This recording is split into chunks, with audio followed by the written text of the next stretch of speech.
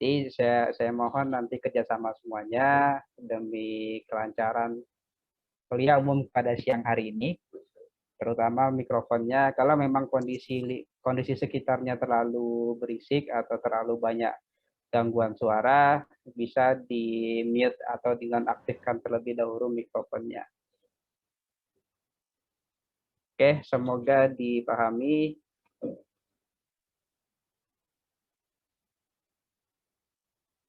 Kita akan persiapan terlebih dahulu.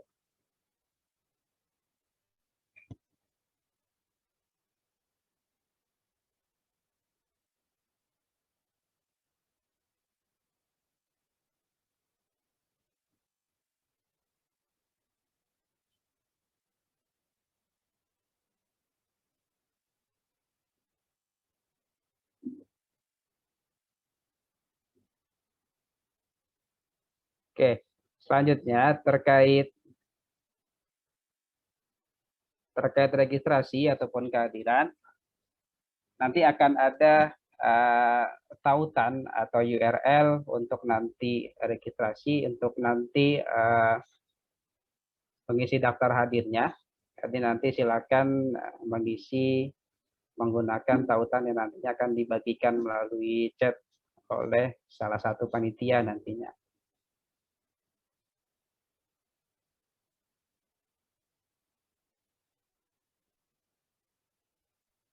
Dan pada kesempatan kuliah umum pada siang hari ini, nanti kepada setiap peserta juga akan mendapatkan sertifikat yang nanti akan diberikan setelah kegiatan kuliah umum kita ini berlangsung. Jadi untuk konfirmasinya silakan bisa dikontak nomor yang ada di brosur yang sudah beredar terkait kuliah umum ini.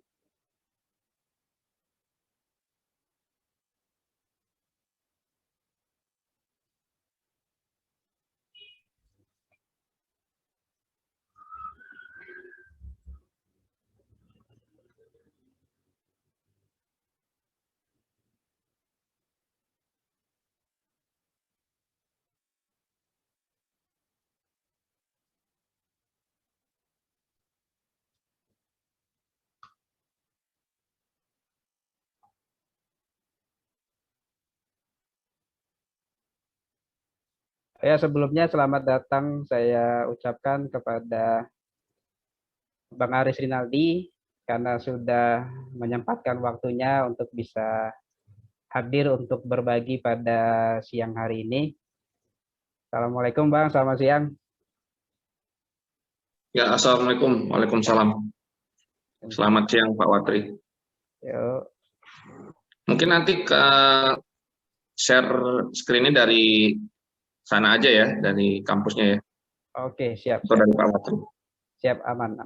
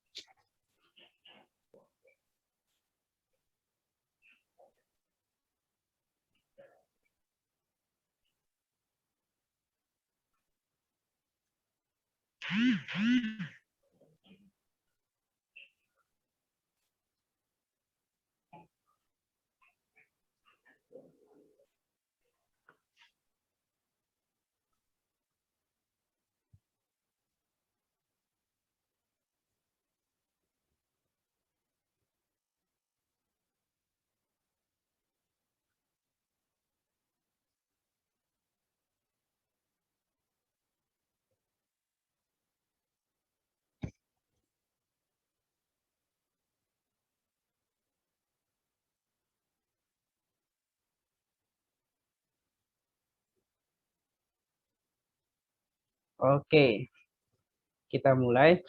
Bismillahirrahmanirrahim. Assalamualaikum warahmatullahi wabarakatuh. Waalaikumsalam warahmatullahi wabarakatuh. Oke, pertama-tama puji syukur atas kehadirat nikmat Allah Subhanahu wa taala sehingga kita semua dapat berkumpul secara daring pada kuliah umum yang nantinya akan berjudul Peran Hidrogeologi dalam Pencemaran Air Tanah. Pertama-tama terima kasih saya ucapkan kepada Bapak Ibu undangan yang sudah menyempatkan untuk bisa hadir pada kesempatan kali ini, kepada Bapak Aris Rinaldi. Beliau merupakan salah satu pegawai di Teknik Pengairan Ahli Pertama Balai Teknik Bendungan.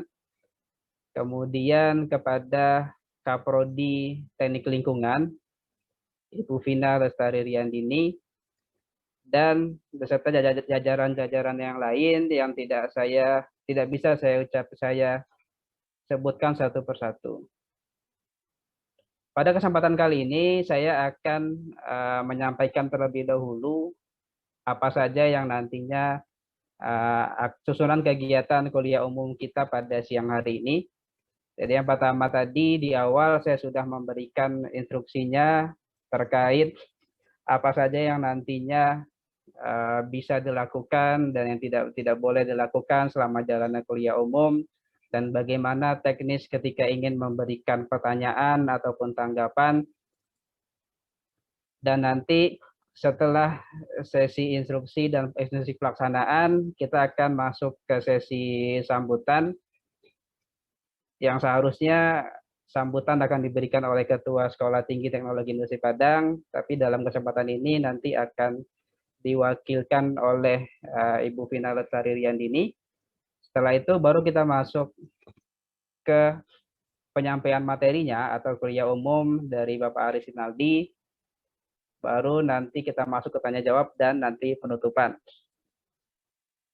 Oke, untuk memulai kuliah umum kita pada siang hari ini, alangkah baiknya kita mulai terlebih dahulu dengan berdoa. Semoga kuliah umum kita pada siang hari ini berjalan dengan lancar. Berdoa menurut agama dan kepercayaan masing-masing, saya persilahkan.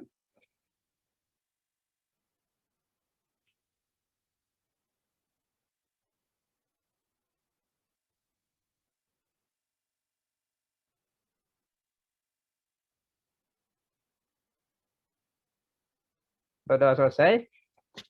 Selanjutnya kita akan mendengarkan kata sambutan dari perwakilan Ketua Sekolah Tinggi Teknologi Industri Padang yang dalam kesempatan ini akan disampaikan oleh Ibu Vina Lestari Riandini selaku Kaprodi Teknik Lingkungan. Kepada Ibu Vina Lestari Riandini, saya persilakan untuk menghidupkan mikrofonnya.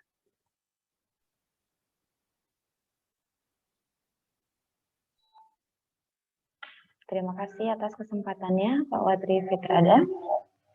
Assalamualaikum warahmatullahi wabarakatuh.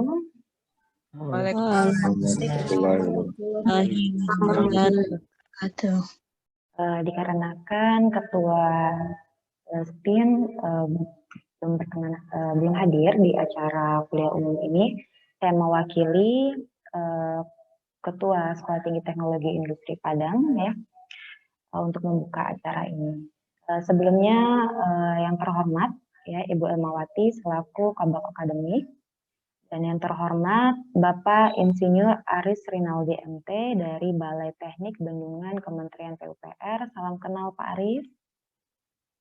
Ya, salam kenal kembali Bu.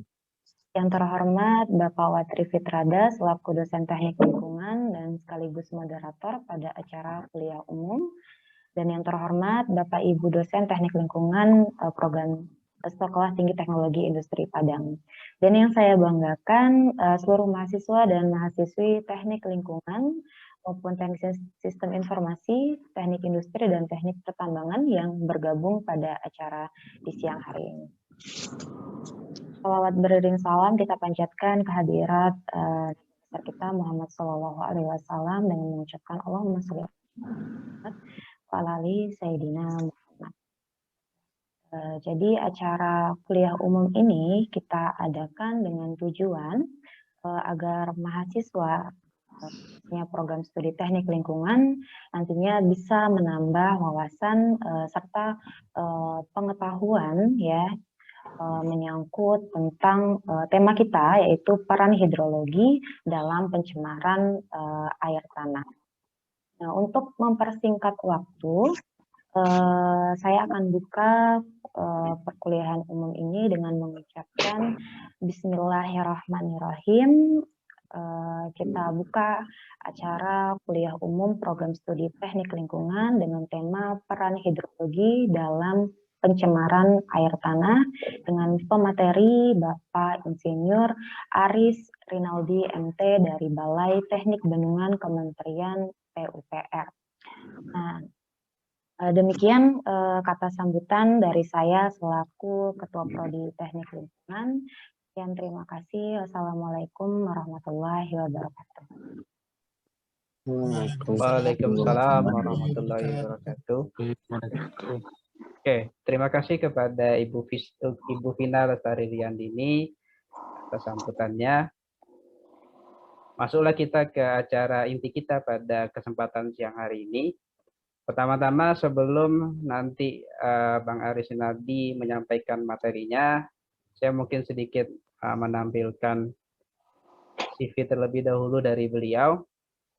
Sedikit memperkenalkan. Share screen-nya sudah terlihat ya. Beliau melanjutkan studi mulai dari S1 sampai dengan S2-nya di ITB dengan latar belakangnya di civil engineering atau di teknik sipil dengan konsentrasi secara spesifiknya itu untuk di S2-nya atau di tingkat masternya di hidrogeologi engineering.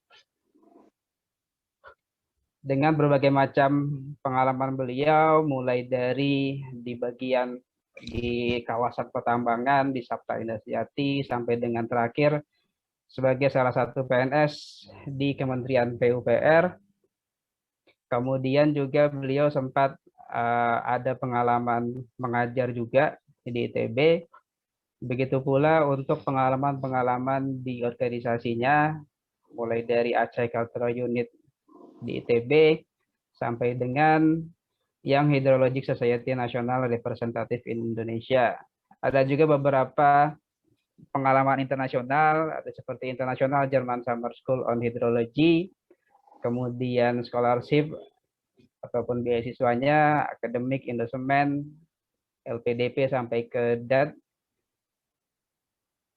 Kemudian beliau cukup banyak memiliki beberapa publikasi, baik itu artikel ilmiah ataupun dari buku-buku textbook atau buku-buku referensi, yang sebenarnya di sini nanti terkait dengan teknik lingkungan, dalam hal ini hidrologi dan geohidrologi, akan banyak sekali sebenarnya terkait bagaimana aplikasi atau pemahaman mengenai geohidrologi atau hidrogeologi terkait dengan permasalahan-permasalahan di lingkungan. Yang itulah nanti yang akan terkait dengan apa yang nanti akan disampaikan oleh Bang Aris Rinaldi pada kesempatan kali ini. Oke, kita akan mulai. Saya coba share screen terlebih dahulu. Semoga sudah terlihat. Sudah terlihat ya? Ya, sudah Pak. Sudah Pak. Oke. Kepada Bang Aris Rinaldi, saya persilakan untuk memulai presentasinya. Ya, boleh. Terima kasih. Assalamualaikum warahmatullahi wabarakatuh. Ya, terima kasih kepada Pak Watri Fitrada selaku moderator pada kuliah umum siang kali ini. Saya juga mengucapkan terima kasih kepada Ibu Vina ya, yang mewakili dari Yayasan Muhammad Yamin Padang, Sekolah Tinggi Teknologi Industri, STTID Padang. Alhamdulillah pada kesempatan siang kali ini kita semua dalam keadaan sehat. Tak lupa juga saya ucapkan selamat bergabung ya dalam kuliah umum siang kali ini kepada mahasiswa. Tadi kalau nggak salah disebutkan ada tiga jurusan ya dari teknik lingkungan. teknik industri maupun teknik pertambangan. Dan alhamdulillah, ini mohon maaf sebelumnya nih kalau saya menggunakan screen-nya nggak full ya, karena saya menggunakan handphone. Kebetulan saya kurang tahu juga pada pagi kali ini memang tadi pagi coba istilahnya di-update Windows-nya, ternyata ketika saya sampai landing juga ini laptop saya masih updating, jadi nggak bisa full screen. Dan alhamdulillah juga ya saya bisa hadir pada kesempatan siang kali ini, mengingat tadi saya kurang lebih 30 menit muter di udaranya Halim, karena mungkin di bandaranya ada trouble. Jadi saya mohon maaf sebelumnya, dan saya mengucapkan terima kasih kepada seluruh peserta kuliah umum yang pada siang kali ini menyempatkan Sabtu atau weekendnya di acara kuliah umum. Mungkin nanti dari Pak Watri atau kampusnya ada tugas, saya kurang tahu, tapi secara santai saja buat teman-teman di sana, ya mungkin saya panggil teman-teman aja karena ya saya mungkin segenerasi ya milenial juga sebagai teman-teman semuanya. Jadi kalau kita lihat judulnya peran hidrogeologi dalam penyerapan air tanah, ini relate dengan jurusan teman-teman khususnya teknik lingkungan. Kalau industri juga nanti industri di hilirnya itu ada lingkungan ya sebagai output dari mungkin efek samping dari olahan industri itu sendiri. Untuk pertambangan saya yakin masalah lingkungan ini juga tidak bisa dipandang sebelah mata, karena dulu ketika awal saya bekerja, kebetulan saya bekerja di tambang batubara di Adaro Energy, Adaro Group, dan salah satu masalah jika kita mungkin menambang itu efek sampingnya ya terkait lingkungan, baik itu ketika kita menggali tentunya ada pohon-pohon ataupun vegetasi yang kita tebang sampai nanti direklamasi kembali menjadi seperti sedianya. Dan lain halnya kalau terkait dengan mungkin hidrogeologi atau hidrologinya, yaitu berkaitan dengan air permukaan maupun air bawah tanah yang tercemar. Namun pada siang kali ini kita coba sampling ya, studi kasus berdasarkan buku dari Vedat Batu. Ini juga salah satu buku yang kalau kita lihat publishingnya Taylor and Francis, ini salah satu publishing yang terkenal. Dan mungkin buat teman-teman di luar sana, ini pengalaman yang bisa kita jadikan ya ini sebagai apa ya, insight istilahnya ya, insight, wawasan bahwa memang buku-buku itu ya wajib kita pelajari. Di lain hal mungkin berdasarkan pengalaman dari para engineer ataupun para dosen ataupun para praktisi itu sebagai overlay ketika kita membaca buku. Jadi poin utamanya itu kita membaca buku, lalu berdasarkan pengalaman apa yang mungkin nanti teman-teman magang ataupun kuliah kerja nyata diterapkan berdasarkan apa yang ada di buku. Jadi saling melengkapi. Dan pada kesiangan kali ini ya saya lebih banyak mungkin studi kasus berdasarkan pengalaman apa yang telah saya lalui. Jadi buat teman-teman di luar sana mungkin bisa diambil hikmahnya ya. Jadi semoga waktunya di Sabtu siang ini tidak maksimal lah, optimal penggunaannya. Jadi untuk teknik lingkungan kita coba sharing bahwa hidrogeologi ini sangat relate dengan teknik lingkungan, di mana nantinya ketika mungkin istilahnya lindi atau licit ataupun pencemaran ketika memasuki air tanah itu kan boleh kita bilang sangat sulit untuk di treatment. Berdasarkan nanti studi kasus yang coba saya tampilkan bahwa untuk pencemaran yang ada di salah satu di Amerika, saya ambil sampling di Amerika berdasarkan studi kasus bahwa untuk remediasinya membutuhkan waktu 50 tahun. Mungkin teman-teman di luar sana bisa kita lihat ya, ketika kita mungkin makan makanan yang ada plastiknya, atau ketika kita atau belanja online misalnya via marketplace ada plastiknya, atau beli makanan ada plastiknya, mungkin itu terlihat secara nyata. Jadi bisa dilihat dan dibuang di tong sampah, mungkin akhirnya nanti di tempat pembuangan akhir ya, tempat pembuangan akhir kelihatan bentuk sampahnya dalam bentuk landfill. Namun jika kita pencemaran itu dalam bentuk liquid, air, dan masuk ke tanah, selain itu kasat mata, untuk treatmentnya itu sangat bisa dibilang sangat sulit sekali.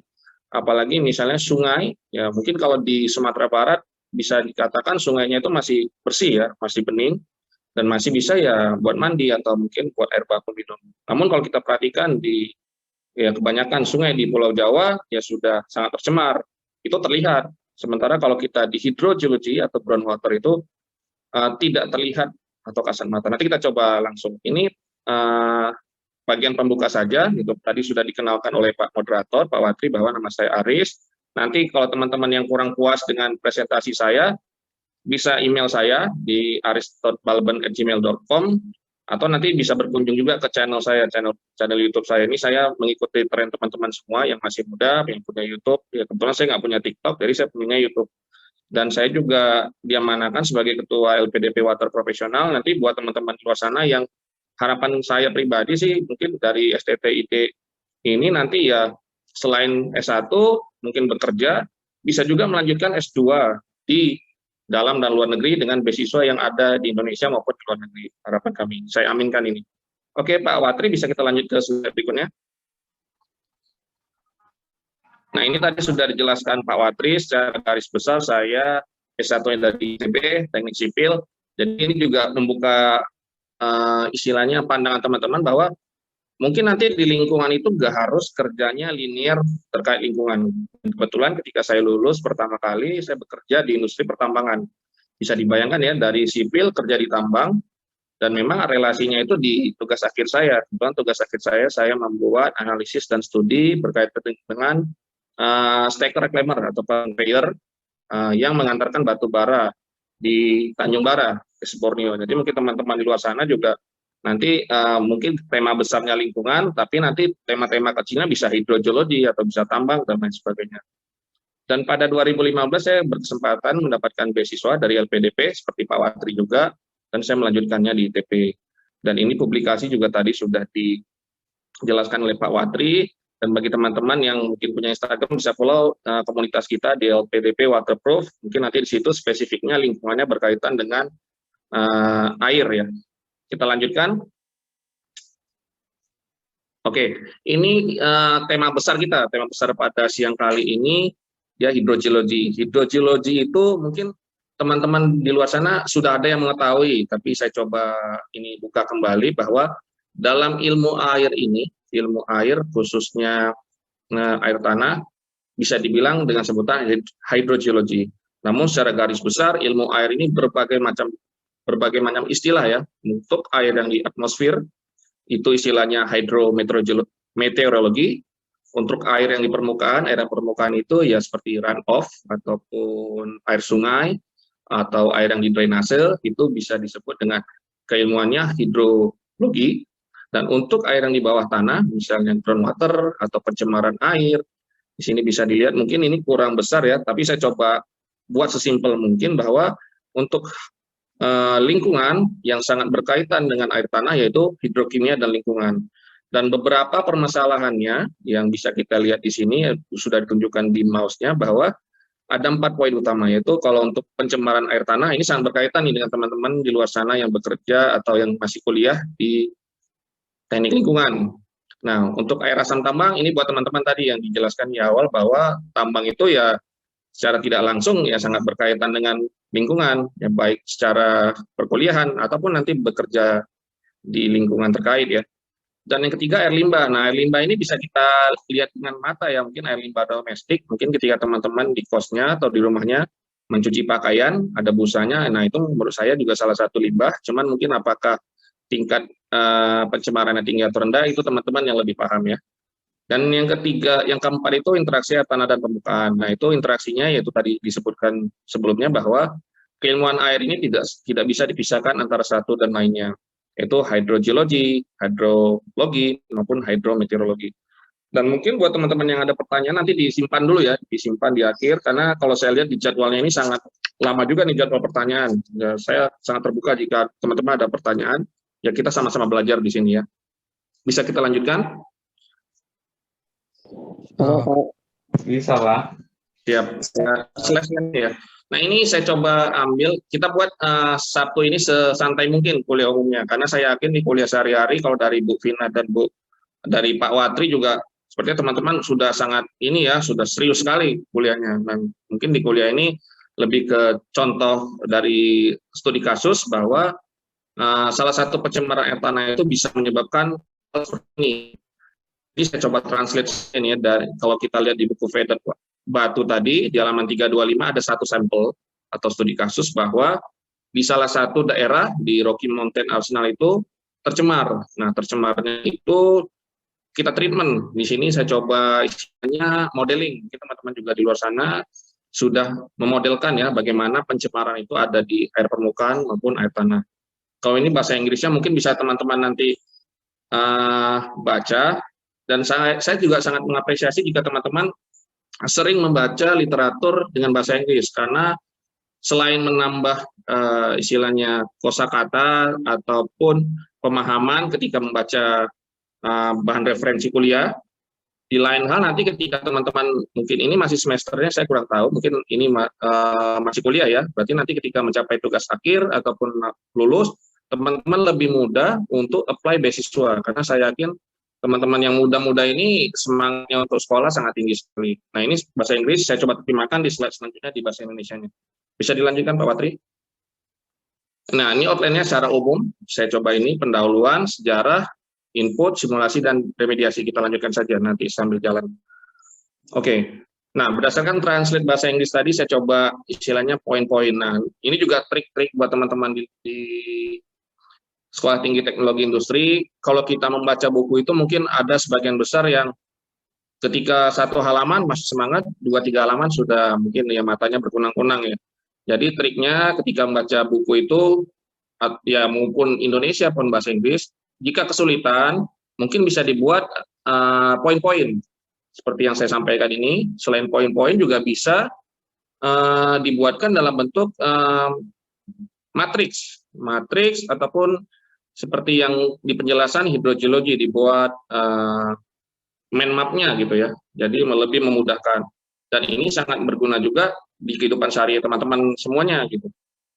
Mungkin kalau kita lihat di sini bisa kita artikan ya bahwa sumber daya air tanah yang terkontaminasi merupakan masalah serius. Ya, bisa dikatakan masalah serius karena kita tidak pernah tahu bahwa kapan masalah ini akan menjadi besar. Kalau kontaminan yang masih di bawah standar peraturan mungkin kita bisa abaikan.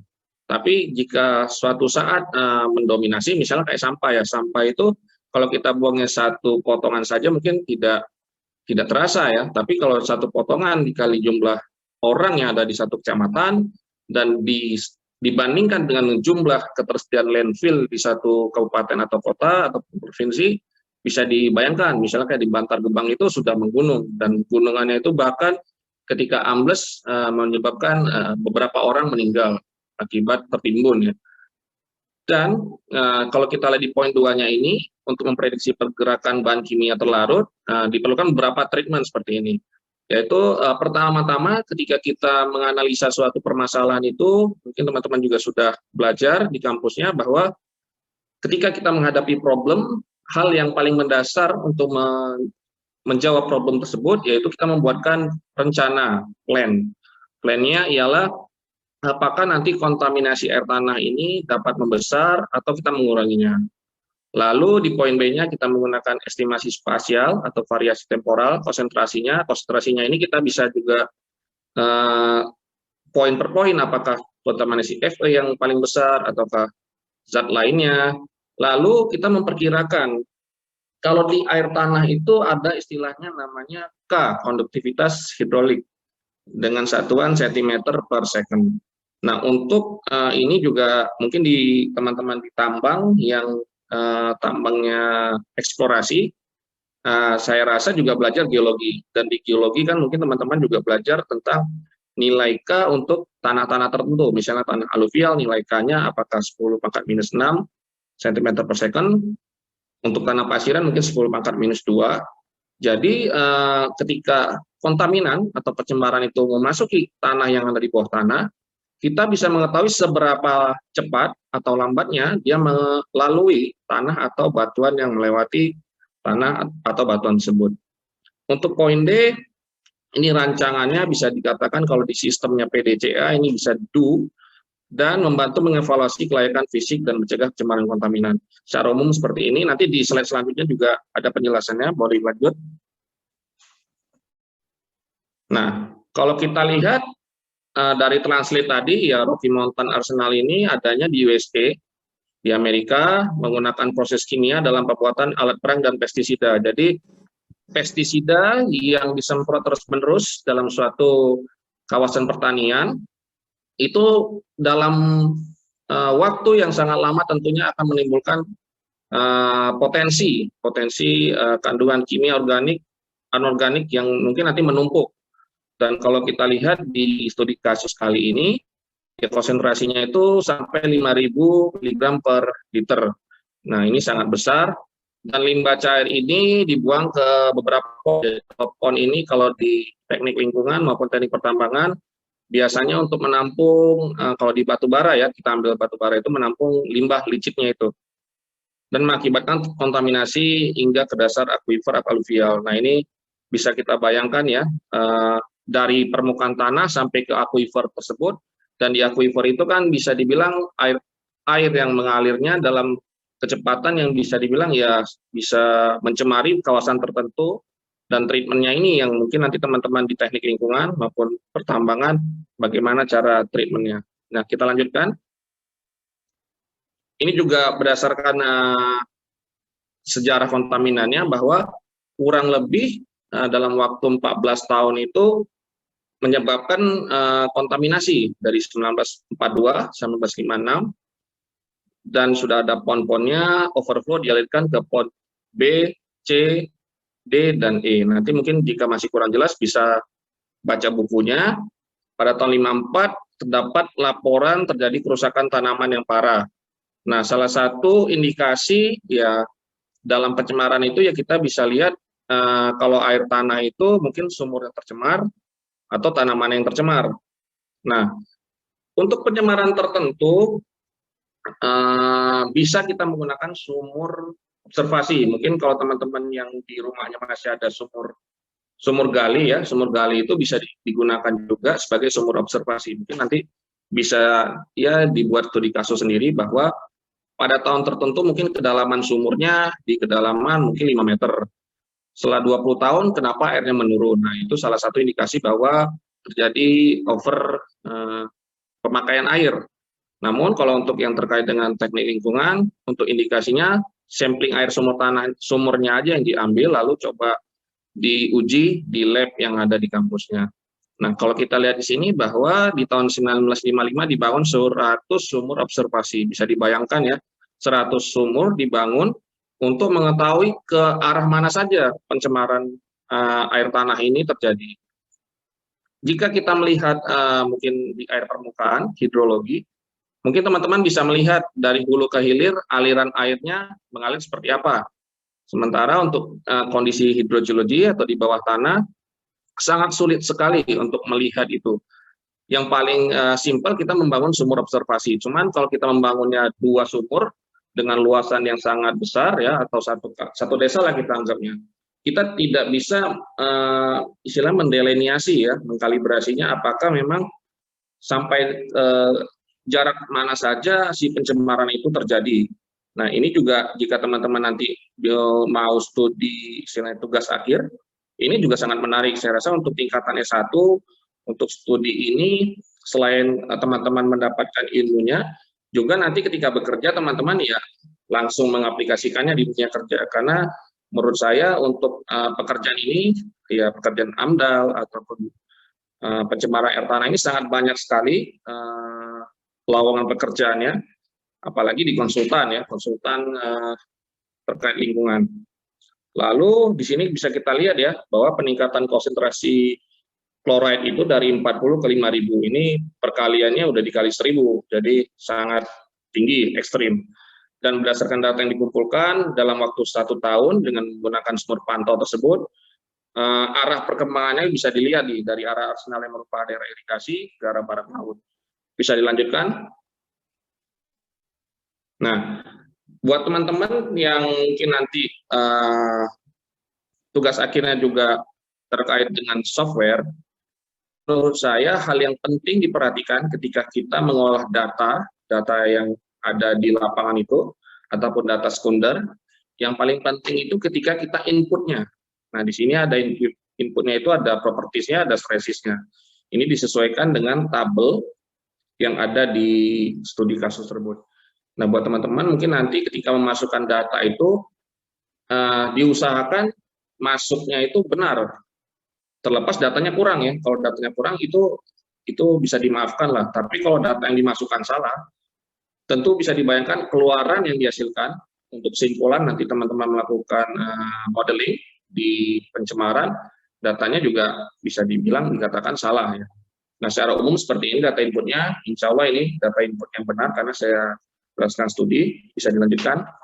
Nanti kita lihat di gambarnya saja. Nah, sini berdasarkan data input, dan saya kurang paham juga kalau teman-teman softwarenya di kampus itu menggunakan apa. Dan kebetulan ini pada presentasi ini saya menggunakan software Mobflow.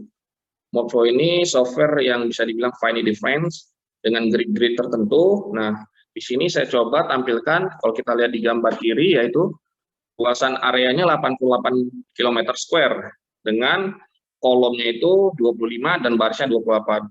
Jadi teman-teman mungkin bisa memodelkan sesuatu itu berdasarkan data yang ada. Kalau ini saya modelkan berdasarkan data yang ada di buku Vedat Batu tadi dengan ukuran grid 305. Semakin banyak gridnya tentunya mungkin saya kurang tahu kalau teman-teman spek laptopnya itu bisa atau tidak. Karena untuk running ini aja kebetulan kemarin itu layernya ada 108 layer, itu kurang lebih ya bisa hampir setengah hari atau 1 harian. Dan bisa dibayangkan ya mungkin nanti ini juga advice juga buat teman-teman di STT IND Padang bahwa ketika merunning ini usahakan dalam keadaan yang ikhlas ya. Mungkin ketika di tengah jalan error, ulang lagi, ya jangan patah semangat ya, jangan sedih lah istilahnya. Jadi mungkin nanti ketika ngambil tugas akhir atau magangnya terkait modeling, jika di tengah jalan misalnya error, ya carilah aktivitas lain untuk mengurangi tingkat stresnya. Apalagi yang mahasiswa-mahasiswa yang waktu lulusnya mepet ya, udah 5-6 tahun di ujung tanduk, ya mungkin bisa cari alternatif. Nah, kalau kita lihat di sini modelingnya di bagian kanan itu saya modeling 14 tahun dengan fluoride tadi, ternyata pencemarannya seperti ini gitu. Ini hasil modelingnya dalam kondisi steady state. Mungkin teman-teman yang ingin bertanya, steady state itu kondisi apa? Kondisinya tidak dipengaruhi waktu. Oke, dilanjut saja di slide selanjutnya. Nah, dalam pemodelan mungkin nanti ini lebih terlalu spesifik, saya rasa tidak masalah karena di program studi teknik lingkungan, industri maupun pertambangan dalam memodelkan sesuatu, misalnya nanti temanya model, pasti dicari kalibrasinya antara lapangan dan hasil perhitungan modeling teman-teman semua. Untuk modeling yang kalibrasinya di atas 90 bisa dikatakan dalam keadaan yang bisa dibilang valid ya selama 14 tahun. Selain itu, nah mungkin hal yang terlewat selama ini jika kita berbicara tentang hidrogeologi, poin pentingnya ialah salah satunya muka air tanah. Muka air tanah ini bisa dibilang sebagai initial condition-nya juga dalam memodelkan sejauh mana pencemaran itu akan berkembang ya, akan sampai sejauh mananya. Boleh kita lanjutkan Pak Watri? Nah, ini dari gambar-gambar yang tadi overlay seperti ini sebagai ini saja sih. Kalau dalam pertambangan yang eksplorasi, yang belajar geologi, ini istilahnya legenda ya. Legenda dengan tingkat seperti ini bisa dilihat bahwa untuk kontaminasi yang 5.000 Ng per liter itu berada di spot-spot tertentu. Nah, ini bisa dilanjutkan. Nah, ini juga salah satu bisa dibilang alternatif solusi yang bisa ditawarkan ketika teman-teman menyusun tugas akhir, jangan terpaku pada satu kesimpulan. Mungkin teman-teman bisa buat 2 atau 3, nanti ketika 2 atau 3 itu carilah yang mana yang paling bisa diterapkan.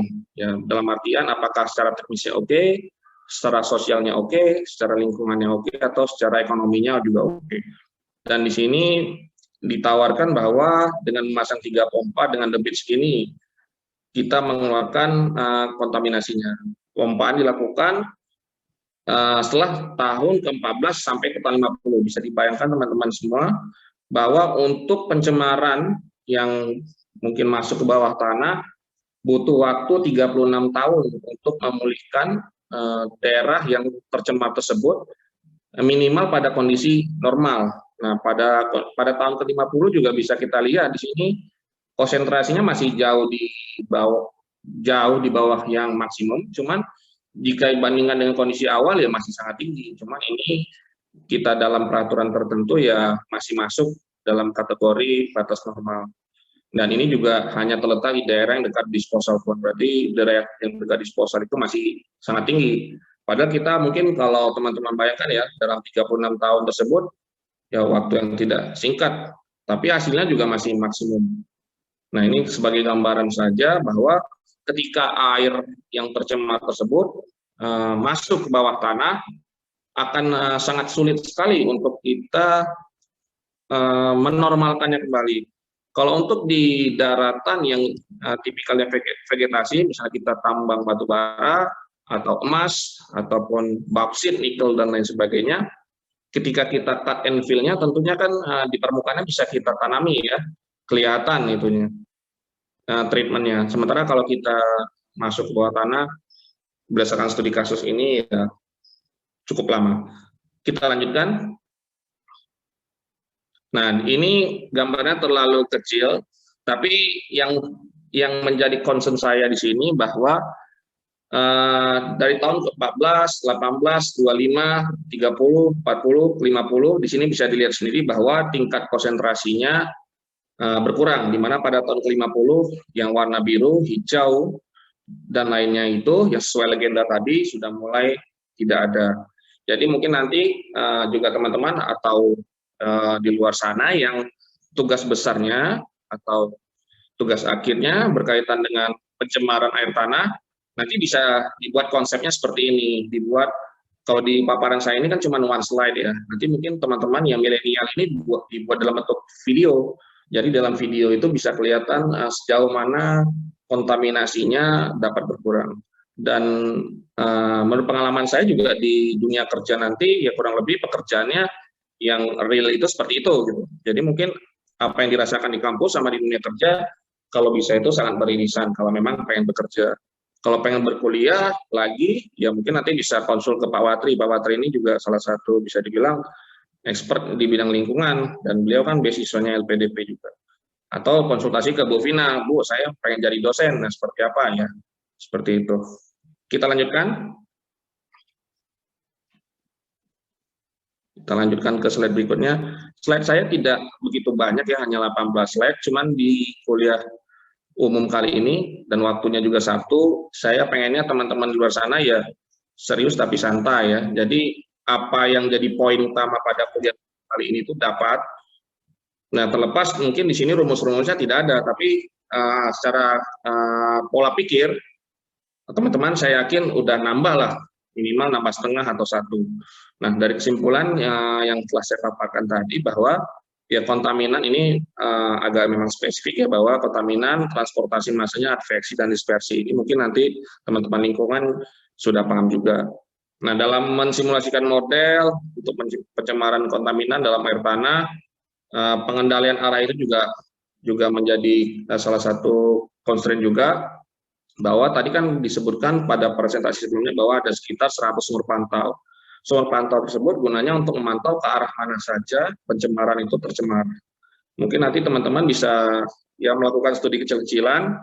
Kalau pengalaman saya dulu untuk mengetahui tingkat yang minimal kontur muka air tanah lah, kontur muka air tanah, teman-teman bisa survei mungkin di sekitar sana masih ada sumur warga, diambil 5 atau 10 sumur, mungkin nanti menggunakan probe ya, diukur minimal dapat informasi muka air tanah. Nah, nanti ke depannya jika diukur secara series, mungkin dalam waktu 2-5 tahun bisa diketahui apakah jadi penurunan karena pemakaian, atau jadi pencemaran di sumurnya. Nah, itu topik yang paling simpel ya, mungkin untuk tugas besar ataupun tugas akhir dan sangat real ya. Lalu yang paling utama kesimpulan saya ini yaitu tadi kita bisa lihat bahwa kurun waktu remediasi ini salah satu proses treatment ya, treatment dalam pencemaran tanah, yang mana dari tahun ke-14, tahun ke-50 kita coba treatment, namun tetap aja di sekitar disposal pond-nya itu masih tinggi, tapi setidaknya sudah berada di bawah standar. Nah standar itulah yang mungkin teman-teman yang di luar sana yang masih bisa dibilang milenial, ketika kita bekerja atau berkuliah itu tentunya kita punya standar. Kalau di perkuliahan standarnya itu jika tidak hadir beberapa kali mungkin nilainya langsung D atau E kali ya. Saya kurang tahu, tapi mungkin sama saja gitu. Jika nilai UTS atau UAS-nya di bawah 60, nilainya C. Nah, standar itu penting. Pentingnya selain di perkuliahan untuk menentukan nilai, kalau di pekerjaan itu untuk menentukan sejauh mana pekerjaan kita ini bisa diterima atau tidaknya. Nah, ini juga masukan yang berharga buat teman-teman di luar sana. Ya, standar juga tidak hanya di perkuliahan, mungkin dalam memilih pasangan hidup juga standarnya nanti, wah nih saya harus punya partner hidup yang IPK-nya 2,75, biar nanti saya bisa seperti apa-apa. Nah, itu juga teman-teman harus punya standar, ya minimal buat pribadinya agar kedepannya itu mungkin prosesnya bakal maju. Bisa dilanjutkan Pak Watri? Nah, sarannya kalau saya pribadi ini karena saya dan teman saya kemarin itu Riri, analisisnya ya perlu dibuat kolam penampungan dengan kondisi kedap di daerah Pemompan. Nah, ini biasanya teman-teman tambang nih yang lebih expert nih. Biasanya kalau di pertambangan ada istilahnya dewatering ya, dewatering dan lain sebagainya. Dan di pompa dapat treatment terlebih dahulu sebelum dialirkan ke discharge. Ya, saya rasa seperti itu. Bisa dilanjutkan.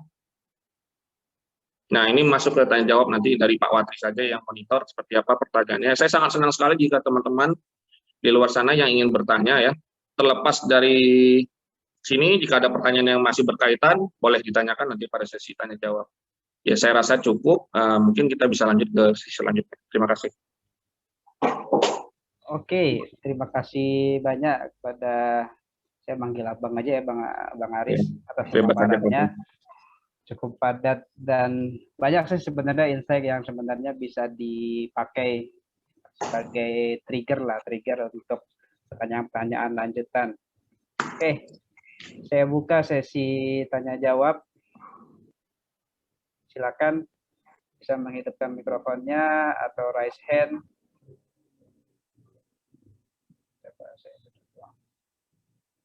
Ada yang ingin memberikan tanggapan? Pertanyaan, saya persilakan.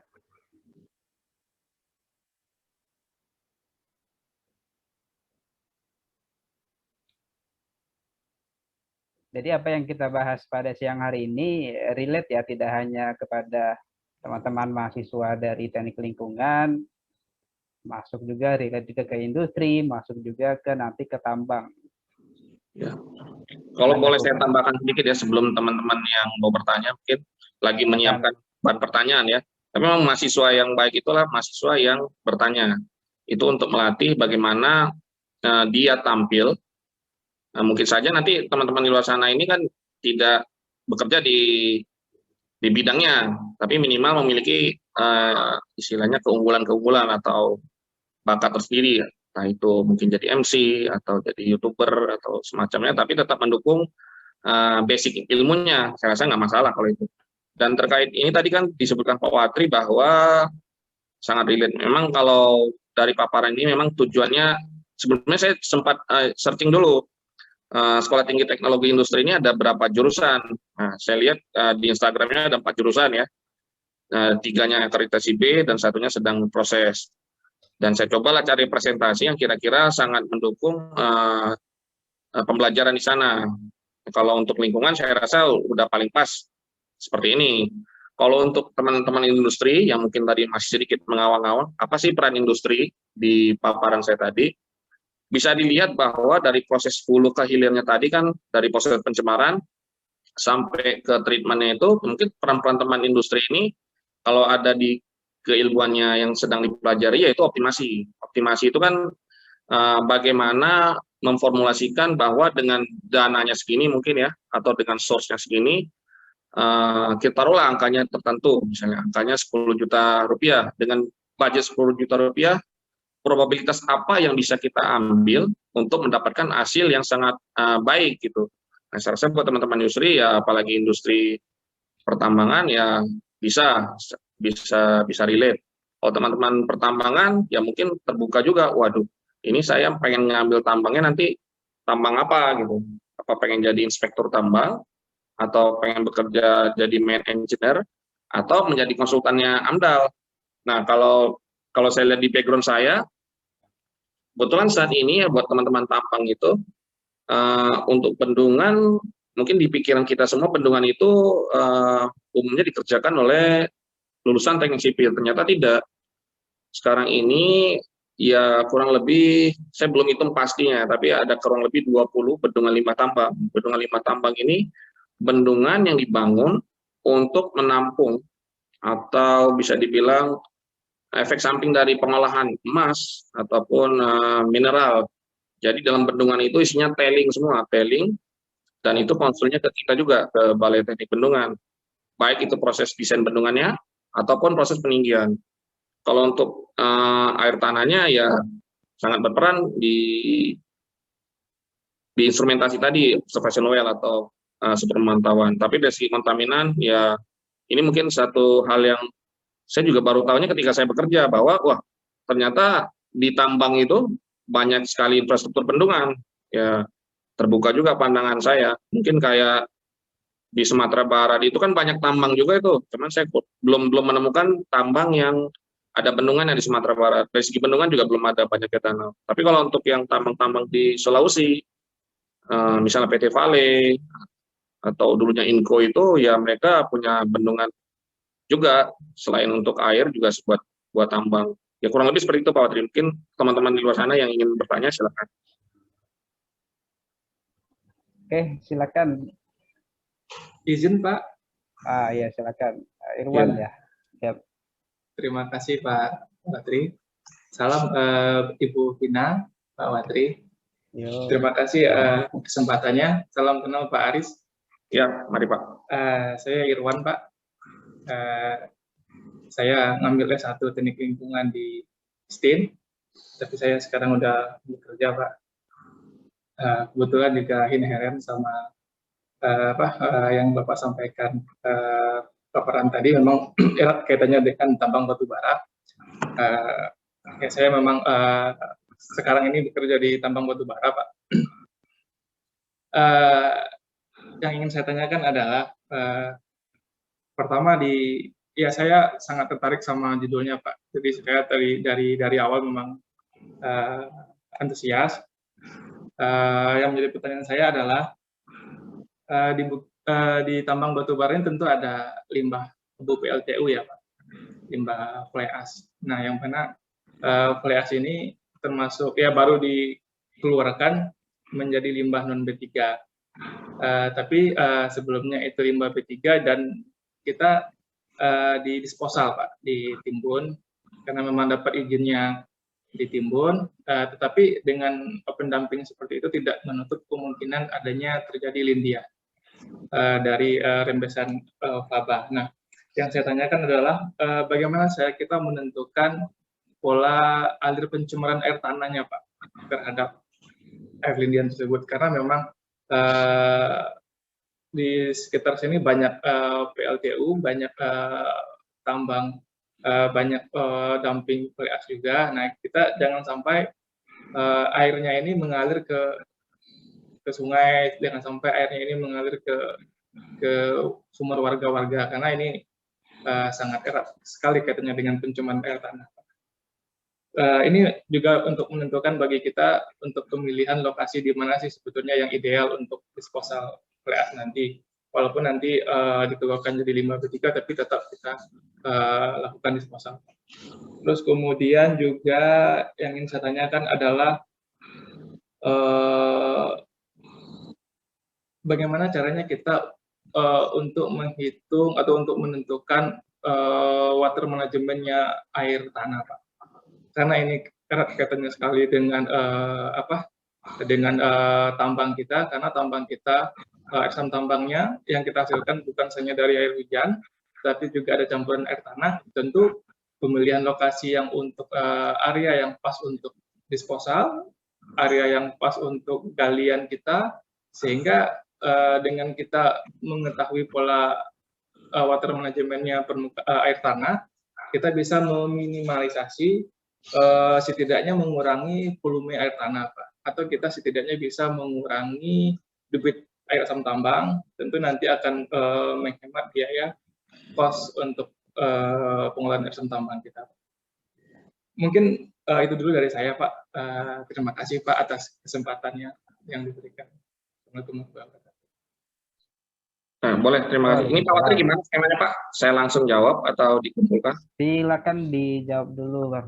Berarti Pak Irwan ini posisinya alumni, Pak ya? Ya. Ya, saya mencoba menjawab. Kenapa, Pak? Enggak, tadi Pak Irwan masih mati mikrofonnya. Ya, saya mahasiswanya Pak Watri dan Ibu Pina. Oke, Oke, saya coba jawab ya Pak ya, berdasarkan apa yang saya ketahui. Saya lihat di sini ada 2 pertanyaan yang sangat baik sekali. Yang pertama itu fly ash. Fly ash itu kan sebelumnya memang Pak masuk ke kategori 5B3 Pak ya. Dan sekarang ini masuk kategori non B3. Sebenarnya kalau pendapat para ahli ini macam-macam nih Pak ya. Kalau kita lihat ahli mana dulu yang kita ikuti. Kalau dari segi mungkin ahli di bidang konstruksi, mungkin fly ash ini bisa jadi suatu bahan campuran untuk semen ya Pak ya. Dibuat semen atau untuk struktur. Tapi kalau pandangannya mungkin di ahli lingkungan, ini sangat berbahaya karena ini bisa dibilang keluaran atau sampingan dari proses pengolahan batubara. Tapi kalau kita melihat ahli ekonomi, beda lagi pandangannya Pak. Jadi di sini memang harus stakeholder itu berunding untuk menentukan pada tingkatan berapa fly ash ini bisa dikatakan aman atau tidaknya untuk lingkungan. Terkait di timbun tadi, landfill, mungkin optimasinya yang menurut saya yang perlu dipertimbangkan. Kalau budgetnya memang tidak terhingga, kayak tambang yang besar di Papua sana, Pak, mungkin dia bisa bangun dalam bentuk kolam yang strukturnya itu dari beton atau semen, jadi ke bawahnya itu nggak mengalir. Tapi untuk tambang-tambang tertentu yang kontrak kerja atau kontrak karyanya terbatas, Pak ya, entah itu 10 tahun, 17 tahun, atau 25 tahun, membangun infrastruktur yang dalam bisa dikatakan rigid, yang tidak bisa mengalir airnya di bawah tanah itu sangat hitung-hitungannya mungkin nggak masuk ya, nggak masuk cara hitung-hitungan, mungkin bisa mengurangi profit.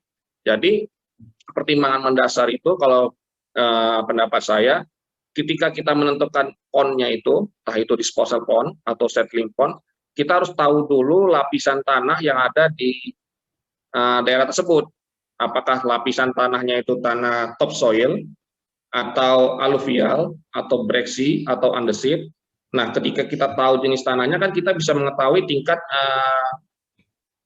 kemungkinan air yang akan mengalir melewati tanah tersebut. Seperti penjelasan saya sebelumnya, yaitu bahwa nilai K itu sangat mempengaruhi.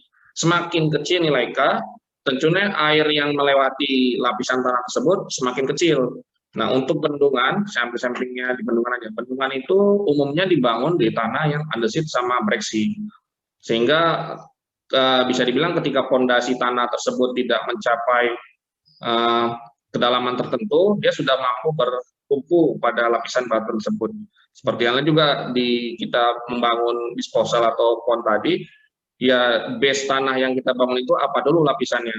Kalau lapisannya tanah yang bisa dibilang tanah pasiran ya Pak ya, tanah pasiran kan nilai K-nya itu 10⁻². Jadi nggak hanya pencemaran, air yang limpas juga runoff, direct runoff masuk ke bawahnya juga sangat cepat sekali mengalirnya, jadi sangat dihindari untuk nilai K yang sangat tinggi. Tapi kalau mungkin tanahnya itu tanah lempung, bisa dibilang ya tanah lempung ya mungkin sangat lama untuk mencapai daerah tertentu. Biasanya kalau untuk tambang-tambang yang kontrak karyanya terbatas proses istilahnya penggaliannya, mereka mencari lokasi-lokasi yang nilai K-nya itu sangat kecil. Jadi air lindi atau tailingnya itu sangat lama mungkin mencapai daerah tertentu. Dan yang mungkin hindari selain itu yaitu jangan sampai ya, biasanya kalau kita membangun tailing dam itu tidak memotong sungai. Karena kalau sudah memotong sungai, ya maaf kata, ya airnya kemana-mana, baik air permukaan maupun air bawah tanahnya. Itu untuk yang pertama. Untuk water management, Pak, ini juga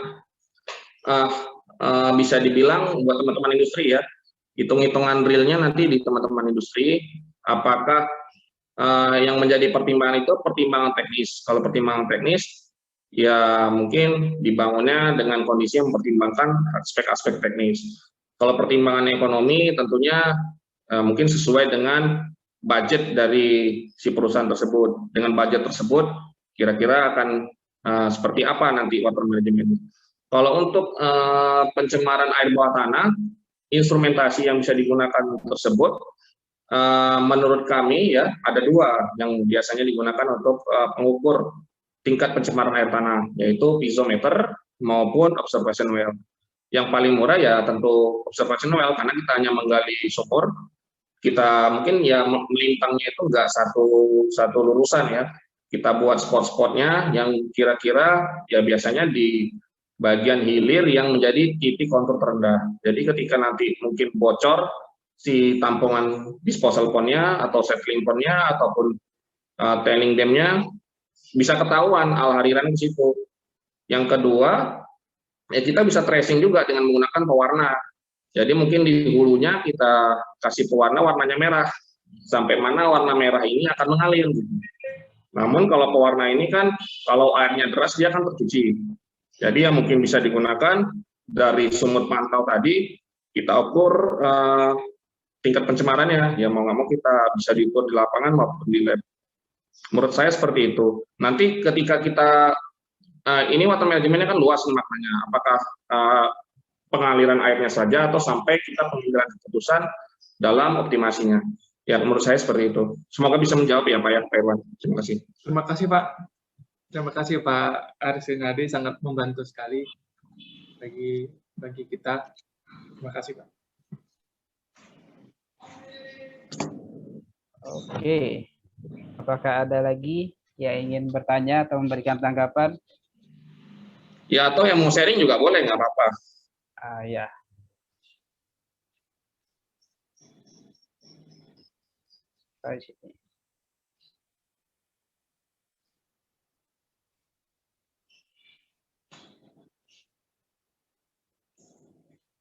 Ayo, saya persilakan. Mungkin di awal Pak Watri nggak info kalau yang bertanya dapat nilai plus kali Pak ya. Dari awal sudah tahu mungkin Pak. kalau usus saya juga, usus mata kuliah saya, bagi yang memang berikan tanggapan pertanyaan itu udah pasti dapat nilai lebih itu. Mungkin banyak yang malu-malu ini Pak. Iya. Permisi Pak. Oke, silakan Pak Asvindo ya, silakan. Saya mau bertanya kepada Pak Aris Rinaldi, yaitu mengenai tentang pencemaran air tanah, Pak. Pertanyaannya yaitu indikator apa saja yang menyebabkan air bisa disebut tercemar dan apa langkah di dalam pencemaran air tersebut. Terima kasih, Pak. Saya jawab ya Pak Watri ya. Oke, Terima silakan. kasih Pak Armindo ya, Pak Armindo. Ya, Kebetulan kalau untuk logam-logamnya ini sudah diatur di undang-undang atau turunannya PP atau Permen. Kebetulan saya tidak terlalu apa logam-logam apa saja yang bisa mencemari tanah. Cuman kalau berdasarkan pengetahuan umum yang bisa mencemari ya merkuri. Sampingnya kan kita bisa lihat di Jepang, di Sulawesi Utara. Yang tadi chloride itu mungkin batas amannya di bawah 500. Tadi 5.000. Dan untuk beberapa logam berat lainnya yang bisa mencemari mungkin ada di peraturan menterinya kali ya atau di atasnya, tapi jenis-jenisnya saya tidak terlalu hafal. Tapi yang menjadi indikasi ya batasannya tadi nggak bisa dipukul rata sama. Menurut saya ya harus ada kesepakatan, misalnya pada batas tertentu logam ini boleh ada di air permukaan ataupun di air bawah tanah. Nah misalnya lewat batas tersebut, misalnya lewat dari 500 saja bisa dianggap ya logam tersebut dianggap pencemaran. Tapi itu lihat kondisinya lagi. Kondisinya apakah daerah tersebut padat penduduk atau daerah tersebut dekat pantai atau di hutan. Kalau di hutan dengan konsentrasi yang tinggi saya rasa nggak masalah karena nggak ada yang istilahnya terganggu kan ya. Mungkin dari dulunya konsentrasinya seperti itu. Namun yang menjadi kesepakatan bersama yang mungkin di Kementerian Lingkungan Hidup maupun SDM, mungkin juga di kita Kementerian PUPR, yang menjadi batasannya di tingkat tertentu dengan kondisi yang mungkin banyak orangnya. Saya rasa seperti itu Pak Armindo. Baik Pak, terima kasih Pak. Ya, sama-sama Pak. Oke, silakan apakah masih ada? Ini banyak ini yang hadir. Ya, tadi kalau saya lihat ada 60 itu Pak. Mungkin udah pada email ke saya kali Pak ya. Saya kurang tahu juga. Oh iya, 80 Pak, 88. Wah, sekarang 80. Ya, mohon maaf saya karena via pakai handphone nggak ketahuan yang hadir ini. Jangan-jangan ada yang satu Zoom juga isinya 10 orang Pak.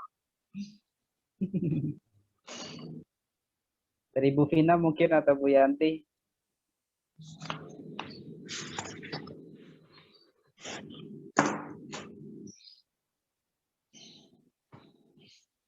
Ayo, ada Elsa ternyata. Elsa mungkin terkait rencana penelitiannya, kalau ada yang ingin ditanyakan juga bisa. Farul Budiman. Ada Bamba TV di sini. Saya nggak tahu. Ayo, ini kesempatan yang sangat langka sebenarnya. Ada yang benar-benar secara langsungnya memiliki pengalaman yang terkait dengan geohidrologi. Apakah itu nanti terkait penelitian yang nanti akan dilaksanakan, atau terkait sesuatu atau permasalahan yang muncul di tempatnya bekerja, atau mungkin di sekitar rumahnya.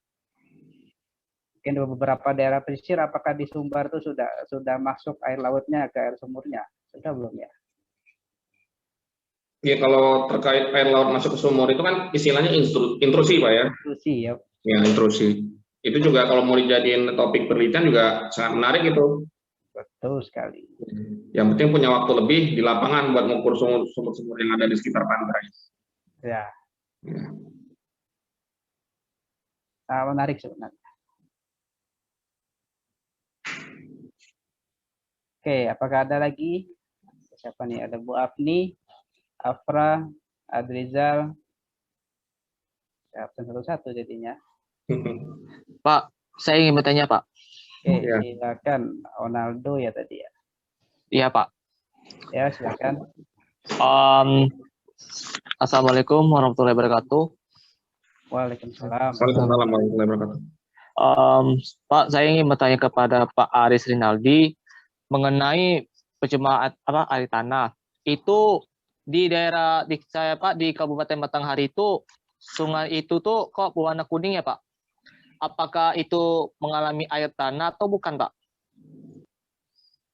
Oke, terima kasih Mas atau Osnaldo Gusti Saputra, Kabupaten Batanghari mana? Jambi ini ya? Jambi Pak. Jambi ya. Jadi memang ya seperti penjelasan sebelumnya. Ini saya coba ini dulu ya, inisial kondisinya dulu.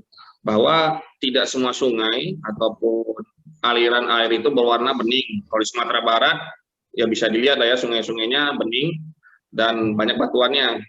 Namun untuk sungai-sungai tertentu, misalnya kayak Sungai Musi atau sungai-sungai di Kalimantan itu kan airnya berwarna coklat.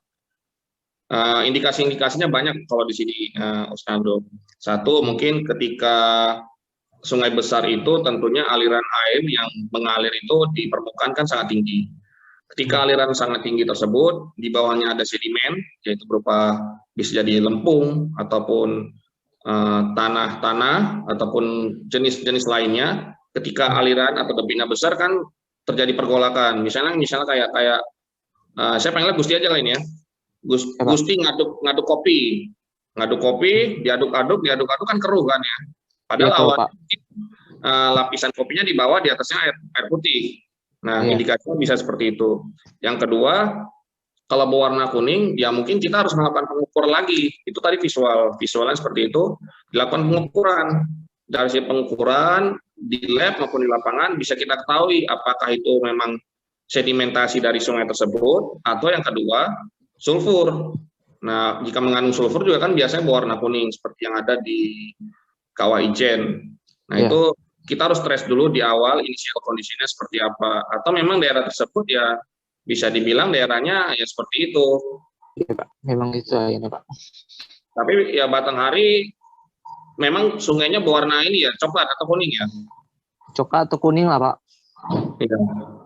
kemungkinan ya itu tadi. Biasanya kalau untuk sungai-sungai besar yang saya lihat ya, seperti di Kalimantan ya, mungkin karena debitnya besar, atau ya dia ketika alirannya kencang atau debitnya tinggi, ya dia ya kayak kita ngaduk kopi lah. Kalau ngaduk kopi kan semakin diaduk kan semakin keruh ya. Iya. Yang kedua, kalau memang saya rasa Batanghari, saya belum tahu di kawasan Batangharinya ini masuk ke kawasan kayak lahan gambut atau tidaknya. Kalau daerah lahan gambut kayak saya di Kalimantan dulu, saya 2 tahun di Kalimantan Selatan, Barat, ya karena daerahnya lawan gambut, ya daerahnya asam, ya airnya juga warnanya bisa dibilang seperti kayak Gusti bilang tadi. Bahkan ketika saya gosok gigi juga saya lebih memilih dengan menggunakan air mineral. Mungkin nanti ketika Gusti ini kali ya PKL ataupun nanti kuliah di lapangan ataupun nanti kerja bisa dibuktikan sendiri kalau di Kalimantan itu ya memang karena daerahnya daerah gambut kayak sungai tinggi, jadi airnya itu kalau kita sumur biasa atau sumur dalam itu warnanya ya warna-warna inilah, kalau kita gosok gigi bukan makin putih makin kuning. Nah, kalau mau membuktikan ya monggo silakan ke sana. Teman-teman dulu kebetulan banyak teman-teman saya ketika bekerja di sana itu dari kampusnya yang ada tambang juga di Padang, yang di dekat pesisir juga kampusnya, nggak usah saya sebutkan lah ya, nanti jadi kayak endorsement.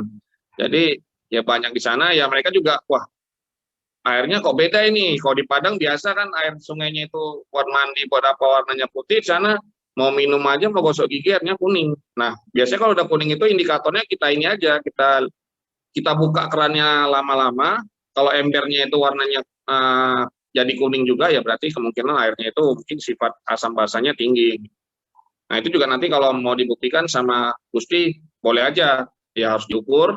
Tetap kita kalau sesuai pertanyaan Pak Remindo tadi, nggak semuanya yang warnanya kuning itu tercemar. Bisa jadi memang visualnya seperti itu, tapi ketika diukur di bawah standar yang berlaku di Indonesia. Dan memang ya paling penting seperti di awal kita ya kita rajin baca buku sama peraturan. Itu yang menyelamatkan hidup kita nanti ke depannya. Ya terima kasih. Oke, terima kasih Bang Aris. Sudah jelaskan ya tadi ya, Ronaldo. Hilang dia. Oke, ada satu pertanyaan lagi Bang dari Bu Yanti Sriyanti Lisa. Bagaimana cara menentukan arah aliran air tanah pada suatu kawasan? Oke, ini pertanyaannya sangat baik nih. Memang kalau kita lihat air tanah ini kan kita nggak tahu kemana ya, bisa ke utara, timur, barat, selatan, tenggara, karena kita nggak bisa ngelihatnya, karena posisinya berada di bawah tanah. Ini pertanyaan sangat bagus.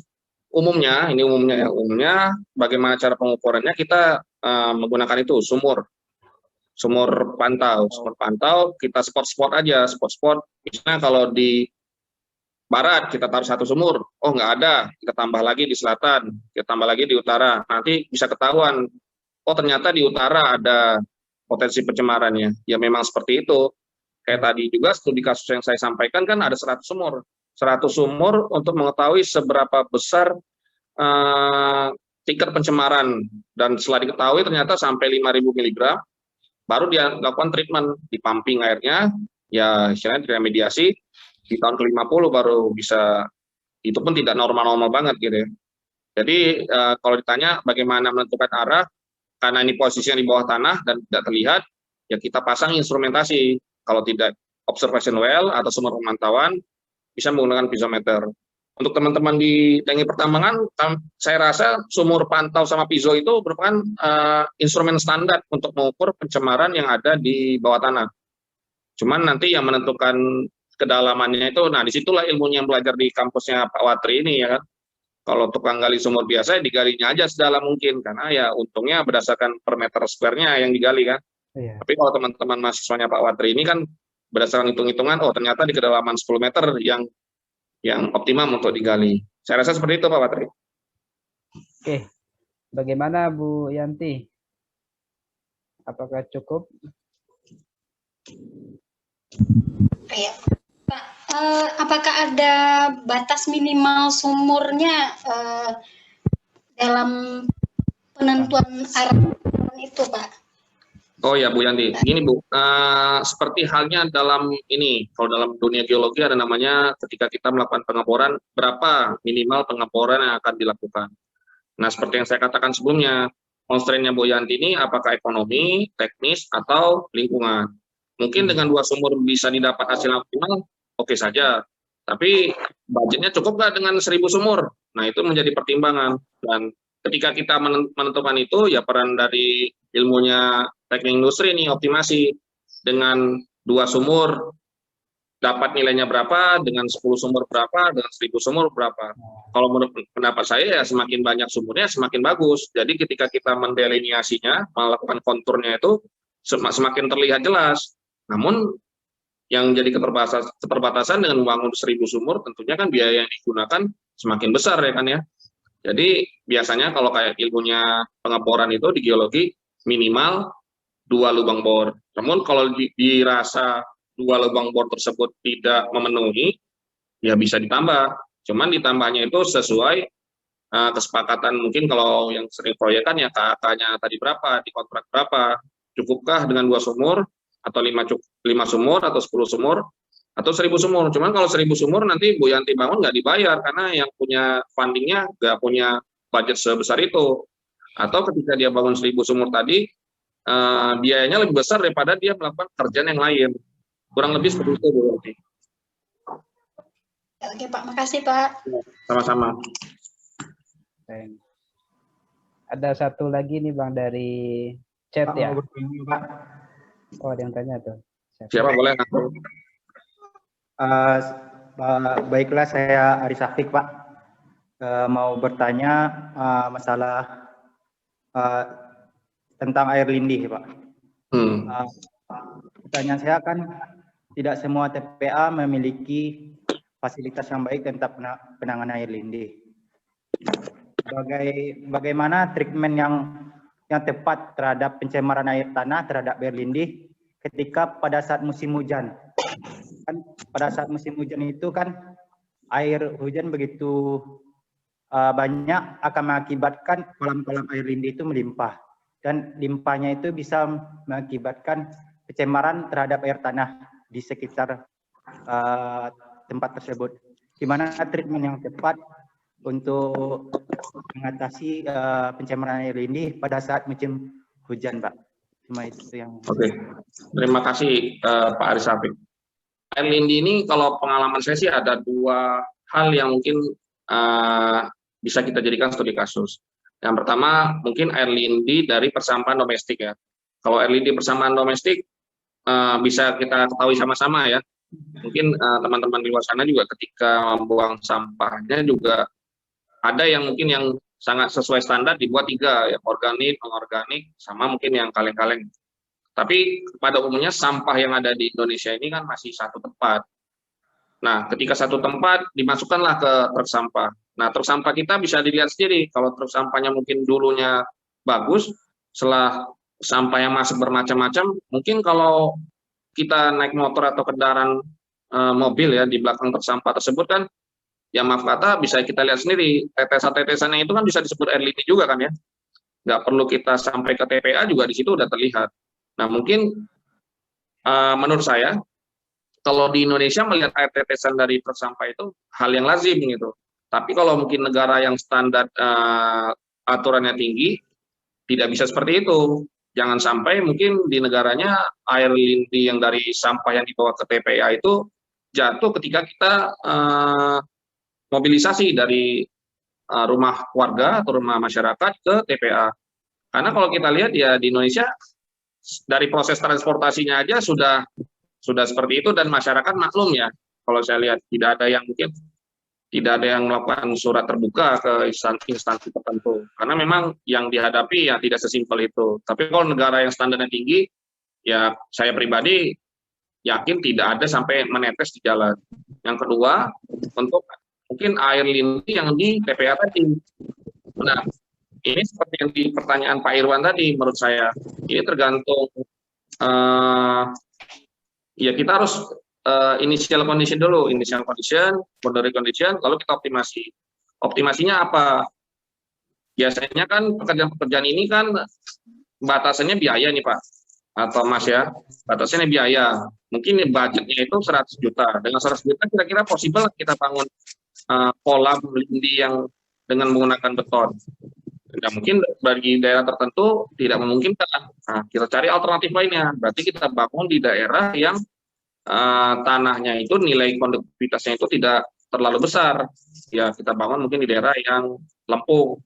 Jadi ketika pohon mengalir tidak terlalu mencemari. Kalau dibilang tadi sama Pak Ari bahwa kalau ketika hujan tumpah-tumpah, ya itu tadi berarti budget dia membangun kolam penampung itu ya terbatas.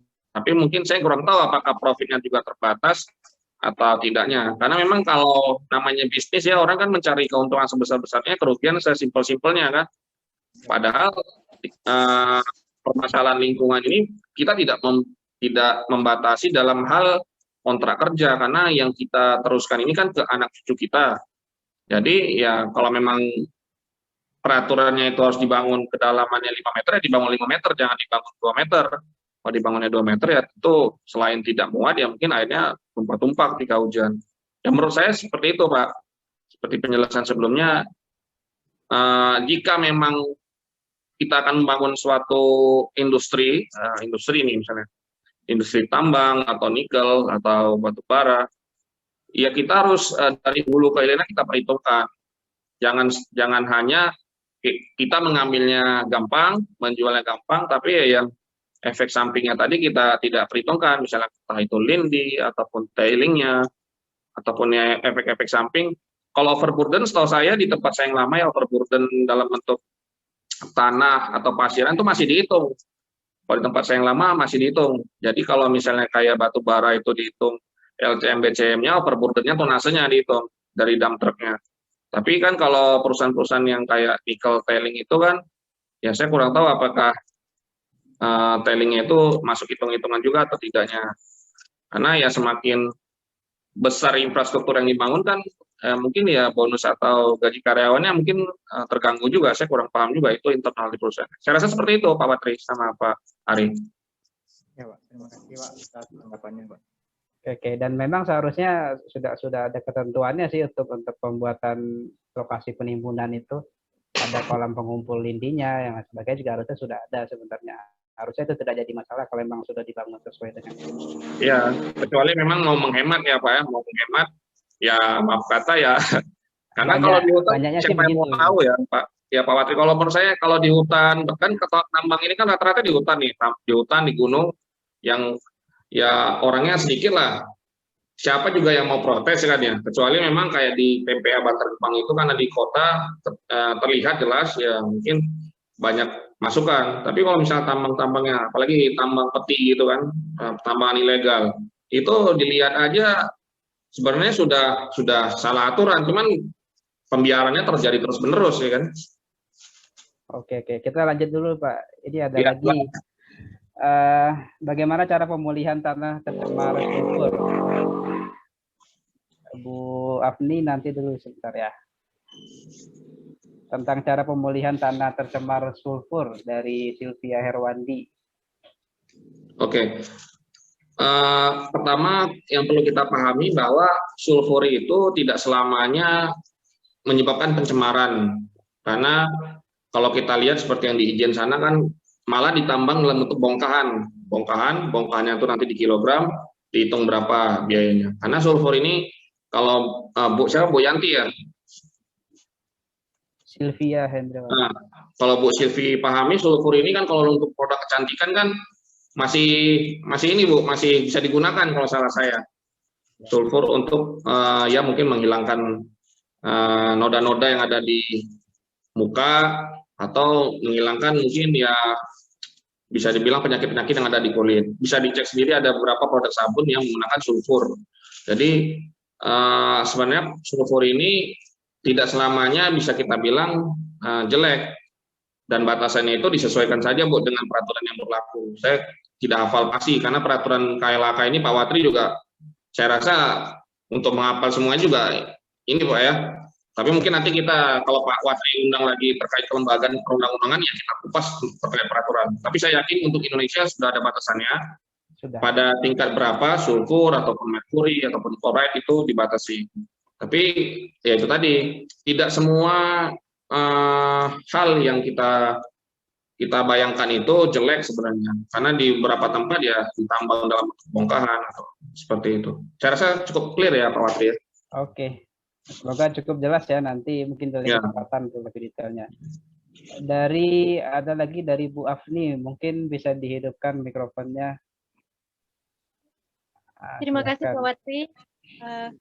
Izin bertanya Pak kepada Pak Aris. Assalamualaikum warahmatullahi wabarakatuh. Ya, waalaikumsalam. Waalaikumsalam. Pak, di sekitar rumah itu ada yang bikin sumur. Jadi cara orang yang menggali sumur itu menggunakan ini Pak, daun pisang yang ditaruh di atas tanah. Kemudian di antara sebanyak itu daun pisang yang diletakkan, nah dipilih yang punya embun di daunnya Pak. Nah setelah digali itu sekitar 10 meter itu ketemu airnya, dan airnya deras Pak. Nah kira-kira apakah itu ketemu air tanahnya itu dalam keadaan kebetulan atau memang ada ilmiahnya? Oke, Bu Terima Afni. kasih. Oke. Penjelasan Bu Afni ini bisa dimaklumin Bu, karena pengalaman saya juga kalau kita melihat tukang sumur menentukan titik sumurnya itu kan dia kan nggak, kebanyakan kan kalau juru bor itu kan pendidikannya mungkin di bawah kita ya Bu ya, mungkin Ibu S1, mungkin mereka D3 atau di bawahnya lah. Kalau pengalaman pribadi saya memang yang dikatakan itu terkadang ada benarnya Bu. Jadi dia entah itu menaruh kulit pisang, daun pisang, atau buah-buahan tertentu. Jadi buah-buahan tertentu tersebut saya tidak perlu sebutkan ya, karena nanti kalau diikuti jadi sesuatu yang lazim diikuti oleh teman-teman di luar sana. Jadi saya ambil sampling aja nih. Selain daun pisang tadi, ada juga case misalnya dia menaruh buah tertentu tersebut, ketika ditaruh di satu tempat, dia berubah posisi. Nah itu juga ada, tapi karena kita base ilmiah ya Bu ya, base ilmiah itu tentu ketika kita menentukan di manakah daerah yang banyak airnya, itu kita harus mengambil uji, entah itu uji dari ujung mata bornya itu, atau kita ambil perlapisan tanah berdasarkan pengeboran. Kalau menurut saya sih yang ilmiah seperti itu, tapi yang disampaikan Bu Afni tadi, saya tidak bisa menyalahkan, karena memang kenyataannya selain daun pisang itu ada juga juru bor yang berdasarkan kebiasaannya ya menggunakan buah tertentu. Jadi kalau ditaruh buah itu posisinya bisa terbalik misalnya di daerah yang banyak airnya, dan itu memang saya kurang tahu juga dibuktikan secara ilmiah atau enggaknya atau berdasarkan kebiasaan. Tapi saya tidak bisa menyalahkan, karena ya bisa jadi itu pengalaman yang bersangkutan. Tapi saran saya ya memang di dunia ilmiah ini ya penjelasannya juga terukur ya. Jadi selain menggunakan pengeboran, kalau pengeboran itu kan kita bisa tahu perlapisan tanahnya Bu, di mana lapisan akuifer, di mana aquitar, di mana aquiclut. Nah kalau kita misalnya udah ketemu pasir aja Bu, ketika ngebor itu ketemu pasir, ya kemungkinan besar kan pasir itu air tanahnya tinggi. Kalau menurut pendapat saya seperti itu, saya tidak bisa menyalahkan ya Bu ya, karena pengalaman orang kan bisa beda-beda. Oke. Baik Pak, terima kasih Pak. Mungkin Ya. Pak Watri mahasiswanya bisa ini Pak, tugas akhirnya itu kali Pak ya. Ada salah satu mahasiswa saya sebenarnya, cuman dia enggak muncul. Entah kenapa itu. Ya, ada lagi dari chat Pak, dia Boleh. dari Bu Aliza. Jadi beliau ini di PDAM kan ada penggunaan kaporit untuk di disinfektannya kan ya. Penggunaan kaporit itu dia ada sisa ampasnya setelah pengadukan, dan itu katanya mereka ini ampas yang dihasilkan itu dibuang ke tanah di sekitar pemukiman, di sekitarnya, di mana di sekitar tanah itu ada pemukiman warga lah. Nah, apakah kira-kira dari si ampas tadi itu bisa memberikan dampak ke air tanahnya enggak? Kalau memang ada, apa kira-kira penanganannya? Oke, ini pertanyaannya juga sangat menarik ya. Kalau kaporit ini kan Pak Watri, kalau pengalaman pribadi saya biasanya digunakan untuk menjernihkan air di kolam renang nih Pak. Kan? Di kolam renang dipakai kaporit ataupun sejenisnya tawas lah istilahnya ya, tawas. Airnya jadi lebih jernih atau apa. Nah, untuk air kolam renang mungkin ada batasan tertentu yang diperbolehkan. Nah, mungkin untuk case-nya Bu, siapa tadi Bu? Bu Aliza. Nah, Bu Aliza, untuk dibuang di suatu tempat tertentu tersebut, jika masih dalam batas kewajaran, masih diperbolehkan. Tapi memang kalau memang ragu, bisa konsul ke KLHK setempat, bagaimana seharusnya buangan dari Kapolri tersebut. Apakah memang di tempat tertentu, kayak di rumah sakit kan kalau kita membuat alat-alat kesehatan itu kan di tempat tertentu, nggak sembarangan. Wadahnya juga berbeda. Apakah seperti itu? Atau ya itu biasa saja. Tapi kalau dibuang di tanah orang sih harusnya bermasalah ya Bu. Kalau di tanah sendiri mungkin nggak ada yang komplain. Kalau dibuang di tanah orang atau di tong sampah orang ya mungkin bermasalah. Tapi memang menurut saya, saran saya lebih baik jika memang ragu konsul ke KLHK apakah memang tersebut diperbolehkan atau tidak. Karena zaman sekarang ini Pak Watri ya, mungkin kalau ini juga ini pencemaran, kita cari pencemaran udara. Misalnya kita bakar sampah nih, kalau bakar sampah di kampung mungkin tenggang rasanya tinggi ya. Kalau di kota kita bakar sampah mungkin ya di tetangganya Pak Watri mungkin bisa bawa alat-alat tajam mungkin nih, kok bakar sampah rumah saya jadi penuh asap. Nah, itu kalau kita bandingkan mungkin case-nya seperti itu. Jadi dalam batasan, mungkin dalam batasan, cuman mungkin nyaman atau tidaknya masyarakat sekitar dengan buangan Kapolri tersebut, ya itu perlu ini komunikasi sosial, Pak Watri. Ya. Oke, saya rasa cukup jelas ya. Iya. Masih ada 2 ini yang masuk. Masih cukup lah ya waktunya, kira-kira kita satu aja mungkin ya. Boleh. Atau 2 aja, nggak apa-apa Pak Watri, habis itu kita close. Oke, ini terakhir ya. Nanti ya, seperti 2 pertanyaan terakhir disampaikan, kalau masih ada yang ingin tanyakan bisa langsung dikontak by email. Ya, atau di-collect sama Pak Watri pertanyaannya, saya coba jawab nanti. Boleh juga. Oke, yang pertama dari Emi Daryati, kalau air tanahnya asam, apakah baik untuk dikonsumsi? Itu pertanyaan juga sangat menarik Pak Watri. Kadang orang mikir, wah ini asam, airnya tercemar. Ya belum tentu, karena kan batasan kita asamnya itu kan ada di peraturan ya Pak Watri ya, apakah di pH 6-7, setahu saya 6-7 itu masih bisa dikonsumsi. Tapi terlalu asam juga mungkin yang diminum Nutrisari kali ya Pak Watri ya. Kalau Nutrisari kan asam juga, tapi masih bisa diminum. Tapi kalau untuk airnya dikatakan ragu, ya kayak saya tadi pengalaman di Kalimantan, walaupun airnya ya air lah, istilah air dari tanah lah, kita bor, dikeluar dari keran. Cuman ya pengalaman saya, loh kok semakin gosok gigi semakin kuning. Nah ini berarti udah nggak bener ya. Nah menurut saya buat ibunya juga, kalau dirasa ragu ya Bu ya, dirasa ragu ini asam nih, ya udah lebih baik tidak dikonsumsi. Tapi kalau memang mau dibuktikan ininya ya kita ukur pH-nya. pH-nya itu masuk dalam kategori air minum atau tidaknya. Kan kalau salah ada ya Pak Watri ya di mata pelajarannya pH yang bisa buat air minum atau tidaknya. Tapi kalau memang Nutrisari Pak Watri kan asam juga, itu masih bisa diminum Pak Watri. Iya. Ya. Oke.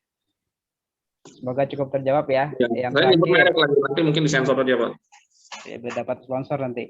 Dari Rabila Gusi, bagaimana peluang pemanfaatan air tanah yang tercemar limbah industri akibat penurunan muka air tanah untuk keberlanjutan SDA di suatu kawasan? Apakah ada tahapan yang dilakukan dalam memilih strategi pemanfaatan air tanah itu? Oke. Ini peluang apa dulu nih? Peluang dia menjadi konsultan atau peluang seperti apa Pak Watri? Tapi saya jelaskan secara umum aja Pak ya. Ya, secara umum aja mungkin Pak. Ya, kalau peluang, saya yakin dengan Bapak Ibu atau teman-teman di luar sana yang berkuliah di jurusan teknik lingkungan ya, Sekolah Tinggi Teknologi Industri STT IND Padang, saya yakin teman-teman lah, saya panggil teman-teman di luar sana itu sudah bisa melihat peluang. Dalam artian dengan saya mengambil program studi ini, ke depannya bakal seperti apa. Nah, kalau pengalaman pribadi saya, mengapa saya ngambil program studi air tanah, saya ngelihatnya itu nanti di tahun-tahun yang jauh sana, 2030, 2045, di mana mungkin tidak semua orang memiliki keahlian seperti yang saya ada sekarang. Karena mungkin kalau keahliannya ahli air permukaan, saya rasa sudah sangat banyak ahli hidrologi. Cuman kita lihat tadi, kita harus terukur juga ketika mengambil mungkin studi, kira-kira ke depannya ini studi yang kita ambil ini di bagian mana kita bisa berperannya. Kalau saya lihat ya untuk hydrogeologi ini dengan tingkat pencemaran di Indonesia maupun dunia yang semakin kompleks, ya perannya mungkin nanti sangat dibutuhkan. Memang ilmunya ini ilmunya deep ya, istilahnya ilmu yang spesialis. Dan mungkin buat teman-teman juga yang ngambil lingkungan nanti kalau ngambil lagi minornya itu air tanah, itu sangat deep sekali. Mungkin sekarang tidak terlihat jelas ya di mana perannya. Tapi kalau dari segi SDA keberlanjutan, nanti saya yakin ekspertis Bapak Ibu ini, ya dia mungkin bisa dibilang, nah duduk aja di rumah nanti bakal dipanggil, karena nggak semua orang memiliki keilmuan, apalagi lingkungan yang spesifiknya air tanah. Rata-rata kan lingkungan ngambilnya AMDAL, RK, UPL ya, UPL, UKL ya. Izin lingkungan itu kan template ya, template artian ya Pak Watri bikin sekali atau teman-teman atau Bapak Ibu bikin satu laporannya untuk semua kabupaten kota sama, mungkin diganti aja ininya, tahkodnya atau nama kabupaten kotanya, itu kan nggak menantang ya. Tapi kalau Bapak Ibu yang cukup di situ atau teman-teman cukup ilmu di situ, ya nggak apa-apa, karena itu kan kerjanya kontinu. Tapi kalau yang merasa tertantang, ya mungkin ya di bawah bimbingan Pak Watri nanti bisa ngambil lingkungan yang air tanah, karena kedepannya kalau kita lihat masa depannya sangat menguntungkan, sangat baik sekali. Jadi ahlinya tidak banyak, tapi kerjanya sangat banyak. Ya kalau mau ngambil yang besar-besar ya di pertambangan itu udah pasti pekerjaannya bagus, seperti kayak Pak Irwan tadi kan, kalau dia ngambil yang lingkungan saja udah bagus, cuman kalau ngambil yang lebih bawah lagi ya sangat bagus. Saya rasa seperti itu Pak Watri.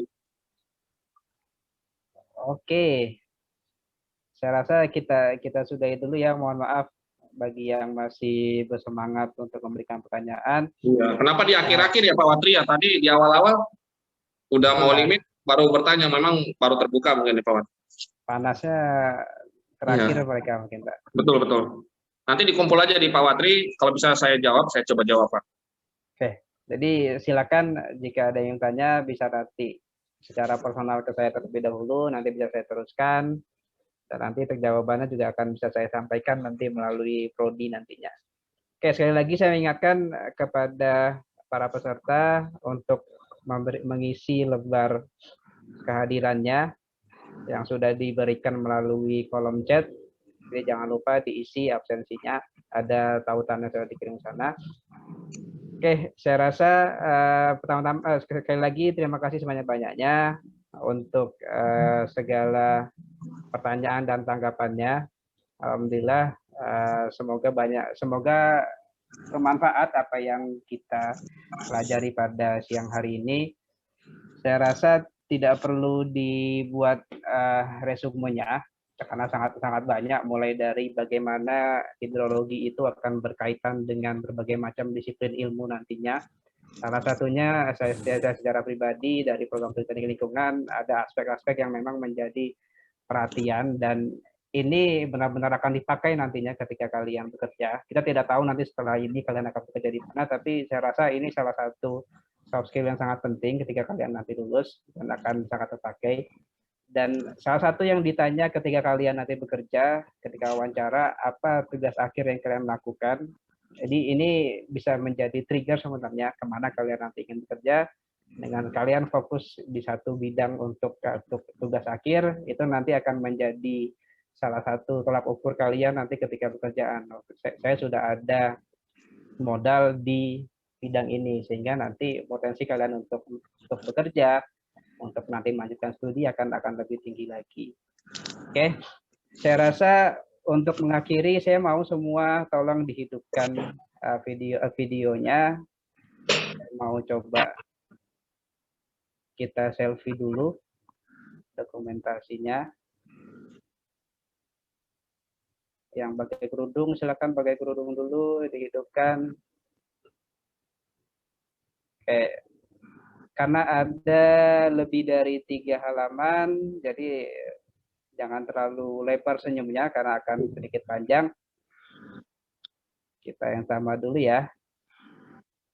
Yang pertama, 1, 2, 3.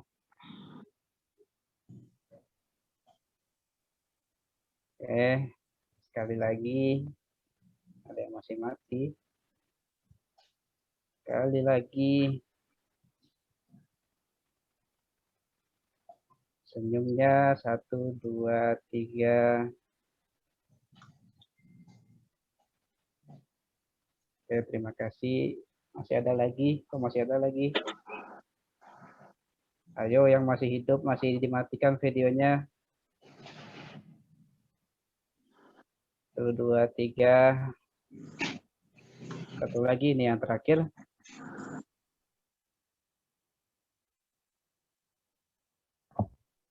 Pak, maaf Pak, nggak bisa kameranya.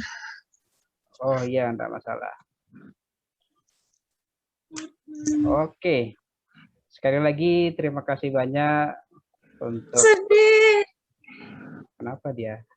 Terima kasih banyak untuk kehadiran semuanya. Ibu Vina, rekan-rekan dosen, rekan-rekan mahasiswa. Tak lupa juga kepada Bang Aris Rinaldi atas paparannya yang sangat bermanfaat untuk memberikan gambaran bagi kami semua di sini. Semoga kita masih berkesempatan untuk bertemu pada lain kesempatan. Jadi kita tidak tahu apakah nanti kalian akan berpapasan dengan Bang Aris juga. Ketika nanti mungkin setelah lulus kalian masuk ke PUPR, masuk ke pusat yang di Jakarta atau dimanapun pasti nanti akan bertemu, ataupun nanti di tempat kerjanya akan bertemu. Semoga tidak selesai di sini saja. Dari saya pribadi mohon maaf atas segala kekurangan dan salah. Saya tutup dengan hamdalah, alhamdulillahirabbil alamin. Assalamualaikum warahmatullahi wabarakatuh. Waalaikumsalam warahmatullahi wabarakatuh. Saya mohon izin ya Pak Watri ya, live ya. Oh iya, ya Bang, thank you.